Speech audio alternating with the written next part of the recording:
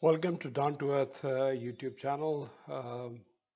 This video is about Donald Trump's refusal to accept Joe Biden as president-elect, and he claims that there has been a massive fraud in the election process, and therefore he's fighting a legal battle.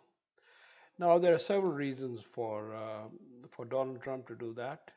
The main reason is that if he's not a president, he could be, um, I mean, he could face a lot of legal cases, suits, and investigations. And the way he conducted his government, including his personal taxes and the way he conducted his business um, before and while he was in the office, and there's a possibility that he could be incarcerated or he could be barred from contesting the elections in the future. Another reason is that Trump very well knows that this is his only chance to hang on to the White House, or else once he's removed, he's not likely to be elected in the future. Even he stands for election in 2024. The reason is that people know him, and people have seen the way he's governed for the last 4 years, and there's a possibility and a very good chance that people might not elect him in the future, as they have basically not elected him now. Another reason is that this involves not only Donald Trump but the whole party. Now, if you look at this election in 2020, what had happened was that through the mail ballot, Democrats had an opportunity to get in a lot more votes in their favor than before. And one of the simple reasons is that the Democrats have a support in the urban areas, where most of the people are blue-collar or white-collared workers and other professionals. Um, they have they may have had a limitation in voting under the previous system where they had to go and vote in person because of time, because of a small window to vote, because it's a work day, and because of the fact that they sometimes would be lazy and say, look, I mean, forget it. If you have to go out and vote and sacrifice some work, they would say, look, I mean, work is more important. That could be one of the reasons. Now, with the mail-in ballot, this excuse should not be there anymore, because all the what happens is now they receive a letter from the election authorities that, okay, you're a registered voter, and here is your ballot paper for you to decide and vote. So it's a lot easier process than getting up from work and going out, standing in the line in the queue, and then voting, and then coming back to work. So it is expected that with mail balloting, Democrats would have a lot more votes than the Republicans, as we saw in this election. Now, if that is the case, and this format is followed in the future, it means practically that Republicans are out of election. They probably will not win the presidentship going forward. There's a distinct possibility of that. I mean, because of the fact that a lot more people will vote, and the more people who will vote will have Democrats, pitching in more votes for their candidates. And secondly, the fact that the general thought process or general opinion in the US is moving away from conservative to more liberal society. Because the younger people, are more open to, other views, and they're more liberal. An example of that, a microcosm of that, would you would find in the universities and colleges where they don't care where you come from. I mean, and they really are least worried your ethnic background or your views, social values or political views or whatever. They don't care. They just basically like, if they like you, they like you.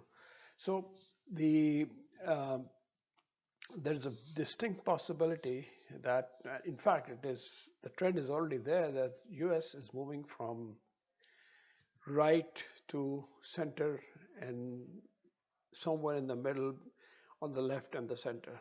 The reason is that it's becoming a more tolerant society. People are more tolerant of each other, less racist, at least in the growing and young population. So there is an extreme possibility that distinct possibility that the Republicans would anyway lose support. And with this new election process, which basically we saw in 2020, if that carries on, the Republicans are likely to remain out of power maybe forever. I don't know. So what do they want to achieve out of this? A, Donald Trump wants to do whatever possibly he can to stay in the power and stay in the White House for another 4 years, because he knows once he's out, he cannot come back again. If he's out, then he's liable for uh, legal cases, suit investigations, and I don't know what, and he could be in trouble. The Republicans know that there's a possibility of them never getting into back. So what do they want? Look, I mean, ideally they would want Trump to continue for 4 years. Somehow or the other, win the battle and get him into, keep him into the White House, and eventually, you know, create such a deadlock that the the House, the Congress, have to use the ultimate tool, which is basically one vote, one state, and see who gets the majorities and he remain in the power. Well, it's a remote long shot, but you never know. Secondly, the least that they would want out of this whole litigation process and out of the whole, fight between, uh, you know, Republicans and Democrat is to get some concessions out in the voting process. The least that they would want is the court or the Supreme Court uh, give a judgment that, okay, the absentee ballot could only be given to those with XYZ, characteristic. For example, old people, sick people, and the rest have to vote in person if they want to be part of the process. Now, this will again,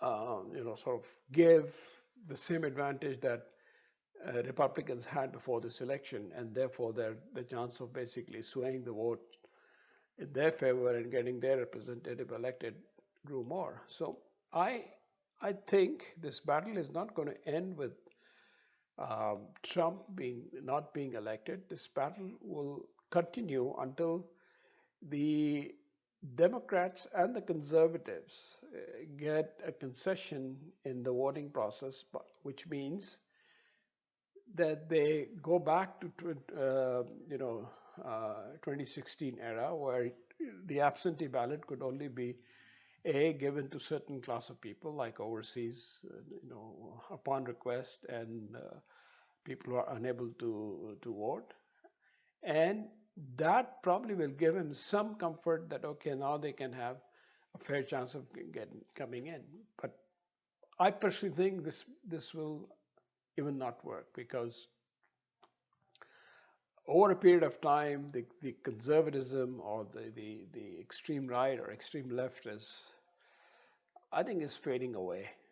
And in the US, it's already there. But the process is such that you have certain groups who are in power, and they come back to power, and they exercise their will.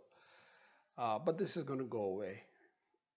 But if they achieve these concessions, they will have a possibility of coming back into power in the shorter run, which I think they want to do. And I personally believe that this is not only Trump, but it's the whole Republican Party, which is basically um, trying to go use the system or go to the courts to basically call these elections invalid and keep Trump in power to gain 4 years to do legislation and get court order or whatever to basically change the election format in which the mail voting, mail balloting would become less prevalent, and in-person voting would be more of a norm rather than allowing the mail ballot as well to be casted as somebody wishes. These are my views. You may agree or disagree with it, but if you agree with it or disagree with it, please give me a comment. And if you agree that this makes some sense, I would like you to subscribe my channel and share this video to as many viewers as possible. This is a view. You could have a different view, but anyway, it's our right to have our own views. And this is what I think at this point in time. It may change over time depending on how things evolve, but this is where, in my view, things stand, and this is where things are likely to go. Thank you for being patient and listening to me. Have a good day. Enjoy yourself.